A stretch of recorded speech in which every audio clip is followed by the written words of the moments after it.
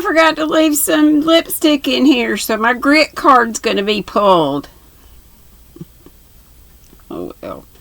Miss Marple had just arrived on the scene. So let's see where this is going. It isn't superstition we've got to deal with here, said Mrs. Dane Calthrop, but facts. And very unpleasant facts, I said. As you say, Mr. Burton, said Miss Marple. Now you excuse me if I'm being too personal, or a stranger here and have a knowledge of the world and in various aspects of life. It seems to me that you ought to be able to find a solution to this distasteful problem. I smiled. The best solution I have had was a dream. In my dream, it all fitted in and panned out beautifully. Unfortunately, when I woke up, the whole thing was nonsense. How interesting, though. Do tell me how the nonsense went. Oh, it all started with the silly phrase, no smoke without fire. People have been saying that ad nauseum. And then I got it mixed up with war terms, smoke screens, scrap of paper, telephone messages. No, that was another dream. And what was that dream? The old lady was so eager about it that I felt sure she was a secret reader of Napoleon's Book of Dreams, which had been the great standby of my old nurse. Oh, only Elsie Holland, the Symington's nursery governess, was getting married to Dr. Griffith, and the vicar here was reading the service in Latin. In Latin. And in parentheses, it says, very appropriate, dear, murmured Mrs. Dane Calthrop to her spouse. And then Mrs. Dane Calthrop got up and forbade the banns and said it had got to be stopped. But that part, I added with a smile, was true. I woke up and found you standing over me saying it. And I was quite right, said Mrs. Dane Calthrop, but quite mildly, I was glad to note. But where did a telephone message come in? Asked Miss Marple, crinkling her brows. I'm afraid I'm being rather stupid. That wasn't in the dream. It was just before it.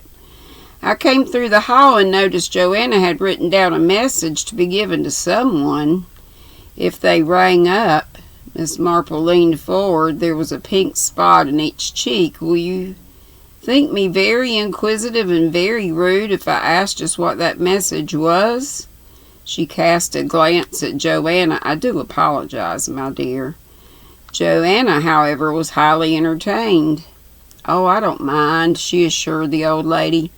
I can't remember anything about it myself, but perhaps Jerry can. It must have been something quite trivial. Solemnly, I repeated the message as best I could remember it, enormously tickled at the old lady's rapt attention. I was afraid the actual words were going to disappoint her, but perhaps she had some sentimental idea of a romance, for she nodded her head and smiled and seemed pleased. I see, she said. I thought it might be something like that. Mrs. Dane Calthrop said sharply, like what, Jane? Something quite ordinary, said Miss Marple. She looked at me thoughtfully for a moment or two, and then she said unexpectedly, I can see you're a very clever young man, but not quite enough confidence in yourself. You ought to have.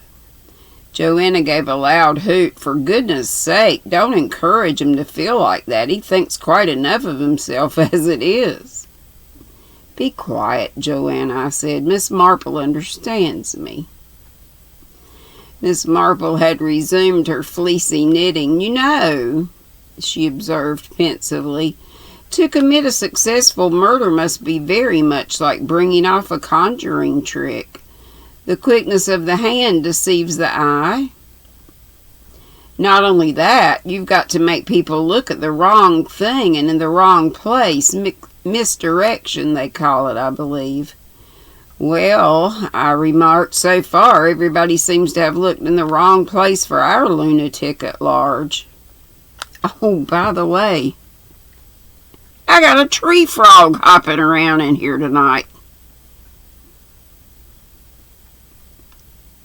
Thank God it ain't a possum. I went to throw some to take some.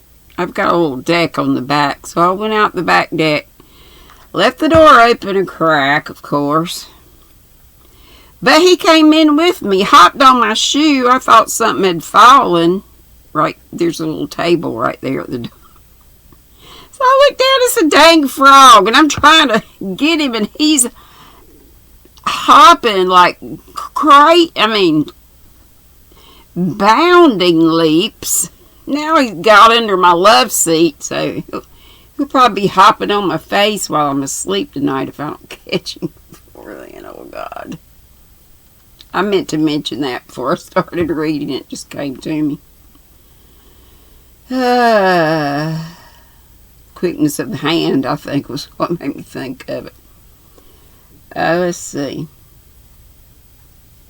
Where was I?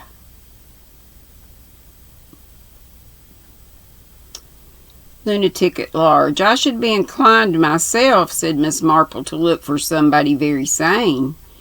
Yes, I said thoughtfully, that's what Nash said. I remember he stressed respectability, too. Yes, agreed Miss Marple, that's very important. Well, we all seemed agreed. I addressed Mrs. Calthrop. Nash thinks, I said, that there will be more anonymous letters. What do you think?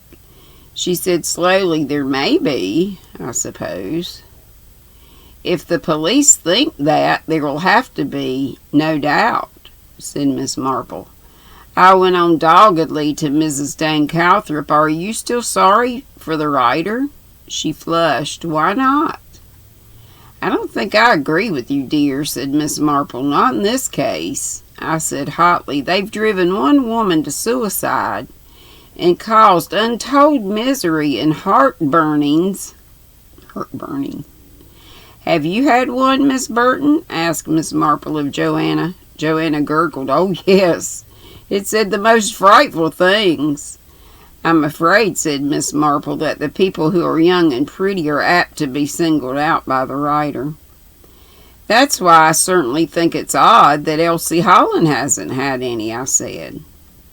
Let me see, said Miss Marple. Is that the Symington's nursery governess, the one you dreamt about, Mr. Burton? Yes.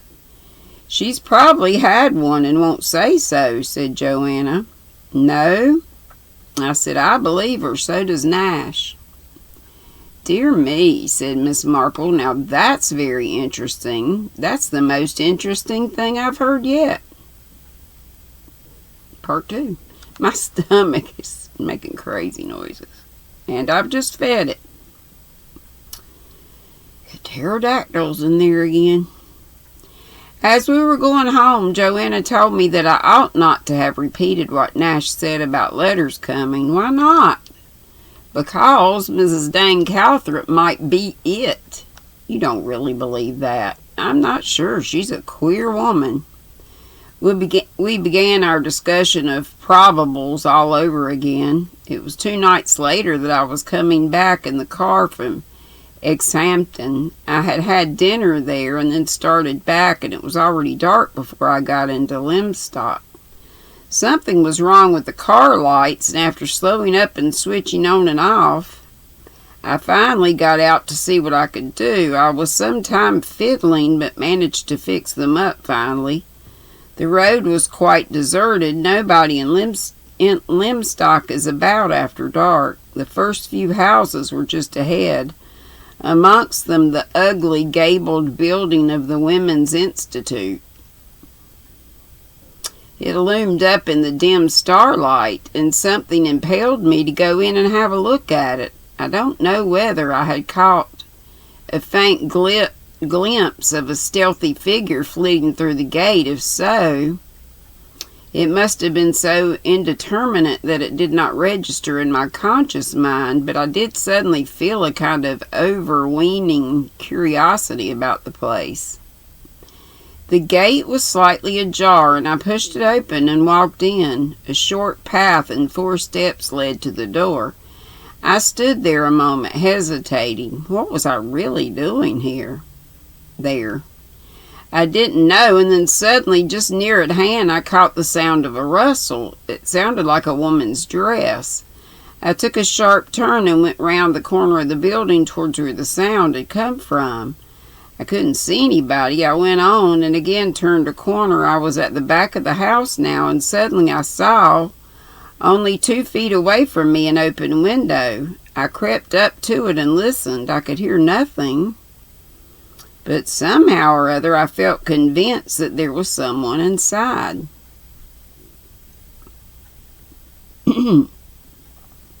My back wasn't too good for acrobatics as yet, but I managed to hoist myself up and drop over the sill inside.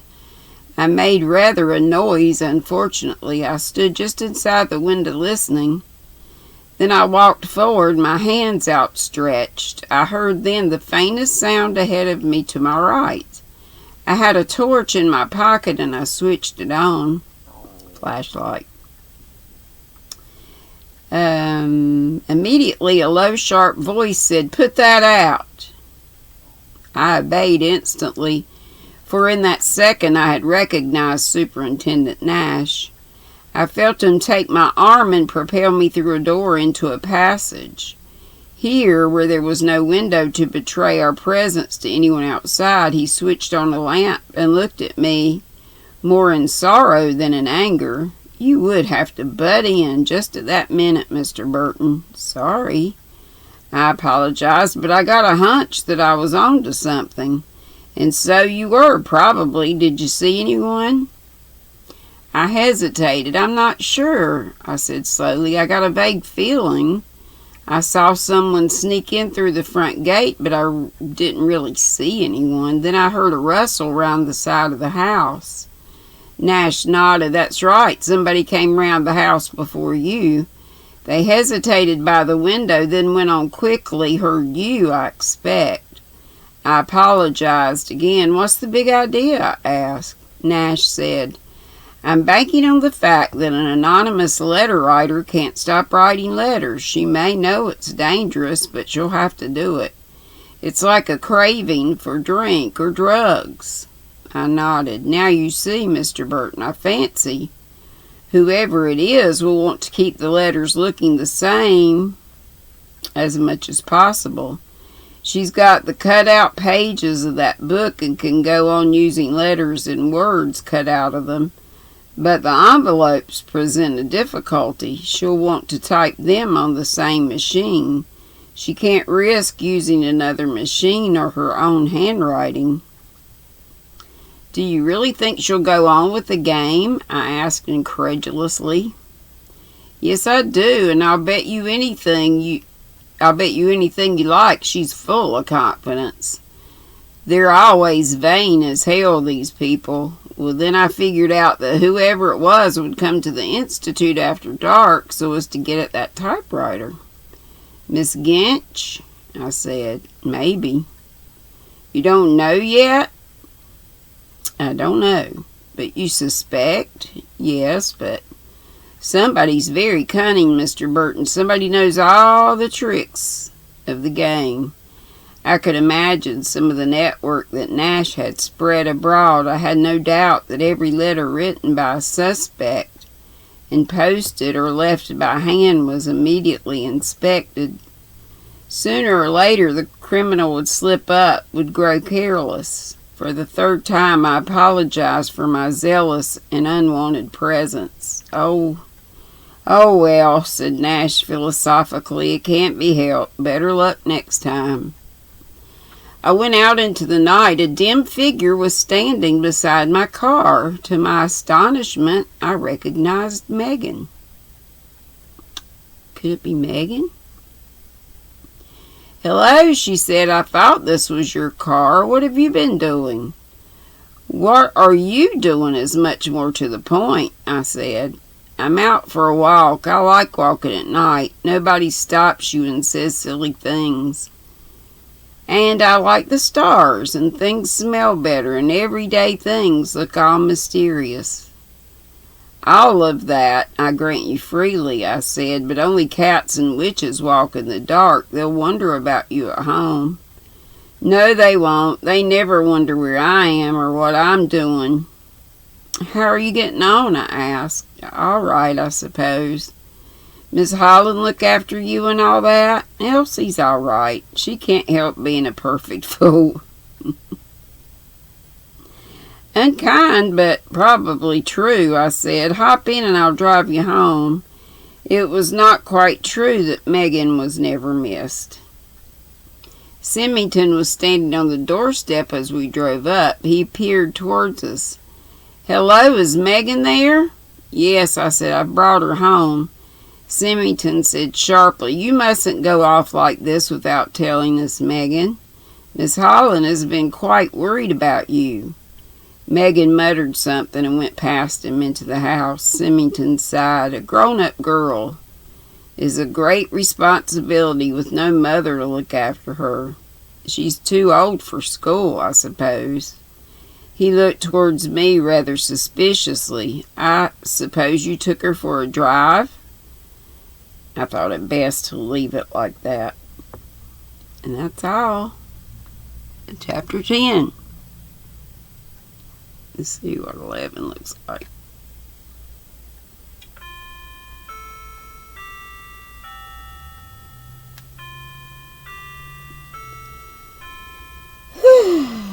We'll read some. After this thing quits dinging. 10 dings.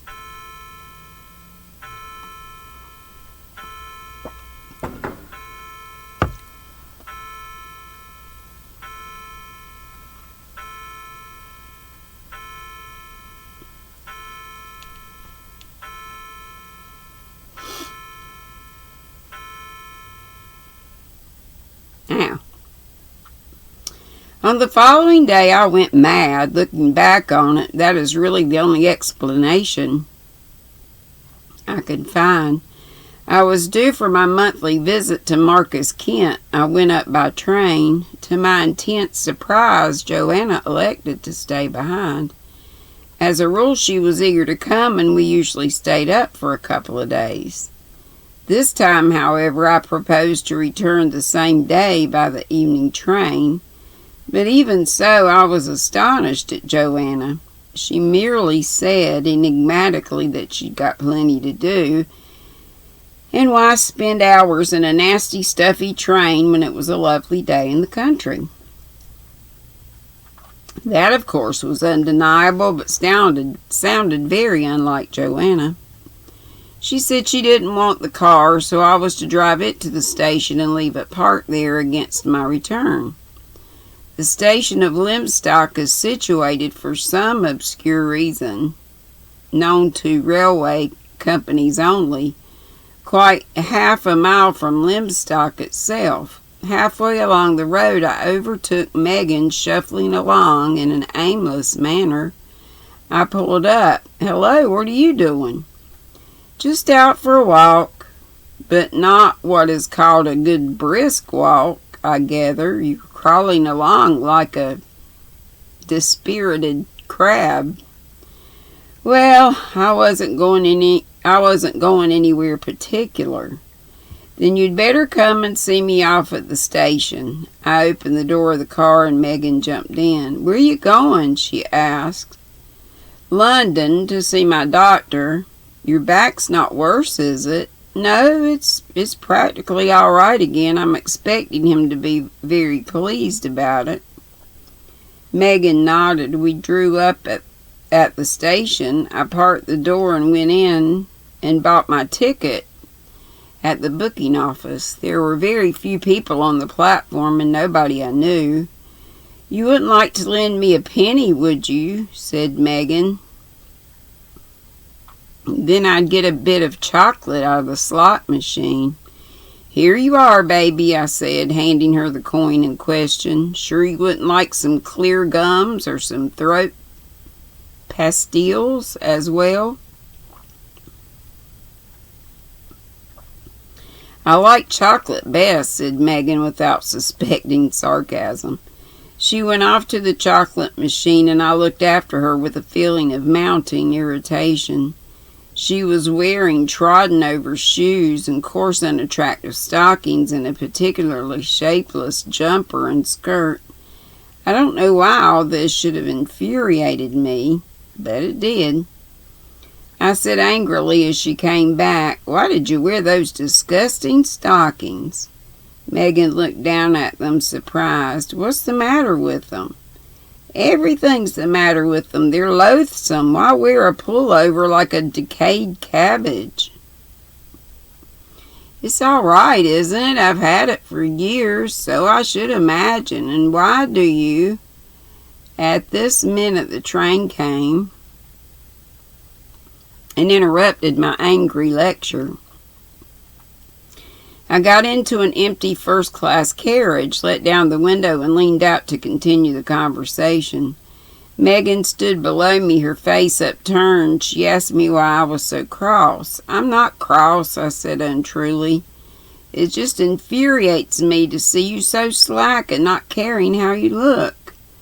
"I couldn't look nice anyway, so what does it matter?" "My God," I said. "I'd like to see you turned out properly. I'd like to take you to London and outfit you from tip to toe." "I wish you could," said Megan. The train began to move. I looked down into Megan's upturned, wistful face. And then, as I have said, madness came upon me. I opened the door, grabbed Megan with one arm, and fairly hauled her into the carriage. There was an outraged shout from a porter, but all he could do was dexterously to bang shut the door again. I pulled Megan up from the floor where my impetuous action had landed her. "What on earth did you do that for?" she demanded, rubbing one knee. "Shut up," I said. "You're coming to London with me. And when I've done with you, you won't know yourself. I'll show you what you can look like if you try. I'm tired of seeing you mooch about. Down at heel and all, anyhow." "Oh," said Megan in an ecstatic whisper. The ticket collector came along and I bought Megan a return ticket. She sat in the corner looking at me in a kind of awed respect. "I say," she said, when the man had gone. "I say," she said when the man had gone. "You are sudden, aren't you?" "Very," I said. "It runs in our family." How to explain to Megan the impulse that had overcome me? She had looked like a wistful dog being left behind. She now had on her face the incredulous pleasure of the dog who has been taken on the walk after all. "I suppose you don't know London very well?" I asked Megan. "Yes, I do," said Megan. "I always went through it to school, and I've been to the dentist there and to a pantomime."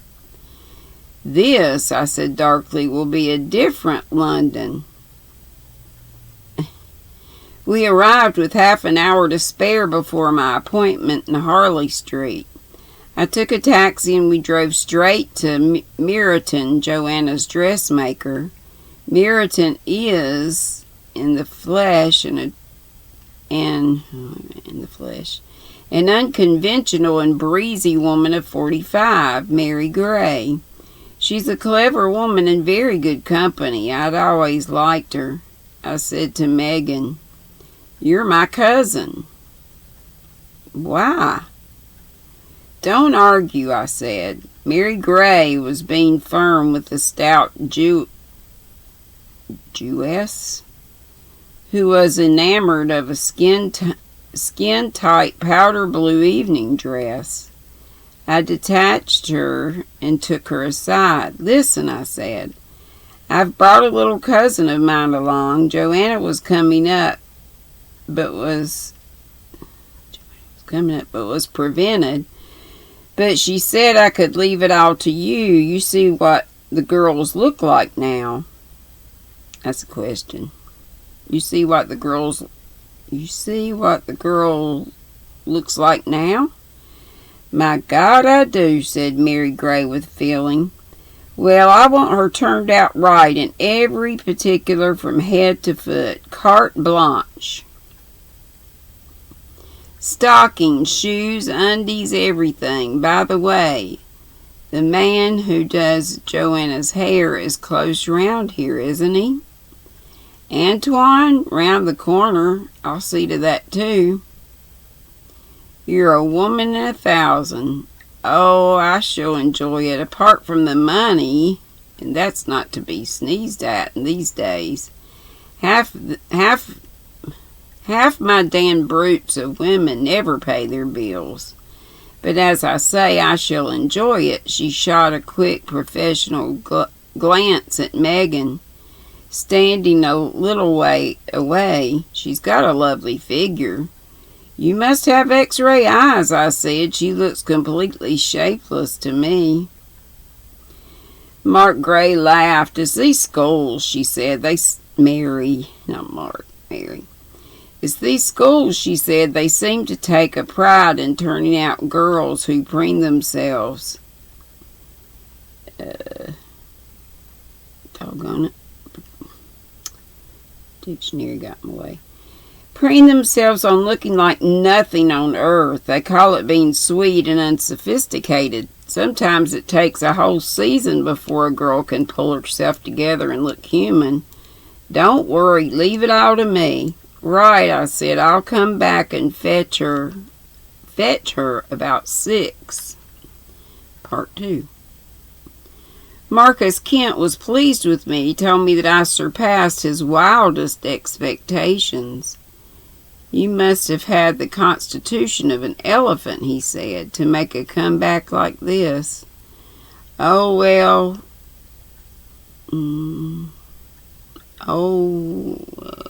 Wondered what country air and no late hours or excitements will do for a man, if he can only stick it. I grant you your first 2, I said, but don't think that the country is free from excitement. We've had a good deal in my part. What sort of excitement? Murder, I said. Marcus Kent pursed up his mouth and whistled. Some bucolic love tragedy? Farmer lad kills his lass? Not at all. A crafty, determined lunatic killer. I haven't read anything about it. When did they lay him by the hills? They haven't, and it's a she. I'm not sure that Limstock's quite the right place for you, old boy, I said firmly. Yes, it is, and you're not going to get me out of it. Marcus Kent has a low mind, he said at once, so that's it. Found a blonde? Not at all, I said, with the guilty thought of Elsie Holland. It's merely that the psychology of crime interests me a good deal. Oh, all right, it certainly hasn't done you any harm so far, but just make sure that your lunatic killer doesn't obliterate you. No fear of that, I said.